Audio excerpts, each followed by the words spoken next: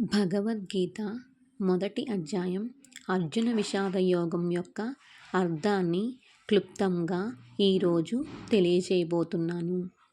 కురుక్షేత్ర యుద్ధ ప్రారంభం కాబోతుంది. పాండవులు, కౌరవులు యుద్ధానికి సిద్ధంగా ఉన్నారు. అర్జునుడు తన రథాన్ని యుద్ధభూమి మధ్యకు తీసుకువెళ్ళమని కృష్ణుడిని కోరుతాడు. అక్కడ అతను చూసింది శత్రువుల్ని కాదు, తన గురువులు, బంధువులు, స్నేహితులు. వాళ్ళను చూసిన వెంటనే అర్జునుడు మనసు కరిగిపోతుంది. చేతులు కంపిస్తాయి. గాండీవం జారిపోతుంది. వాళ్ళని చంపి గెలిచే విజయం నాకు వద్దు అని చెబుతాడు. ధర్మయుద్ధమే అయినా భావోద్వేగాలు అతన్ని బలహీనుడిని చేశాయి. అర్జునుడు ఒక పెద్ద సందేహంలో పడతాడు. కర్తవ్యం చేయాలా లేదా బంధాలను కాపాడాలా? మొదటి అధ్యాయం మనకు చెప్పేది ఒక్కటే.